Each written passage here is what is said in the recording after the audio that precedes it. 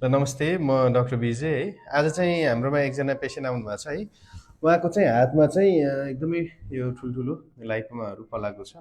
उहाँ चाहिँ 27 वर्षको हुनुहुन्छ र विगत 10-12 वर्षदेखि चाहिँ यो सुरु भएको भन्नुहुन्छ होइन। यो चाहिँ अब लाइकोमा हो, यो हातमा पनि छ है।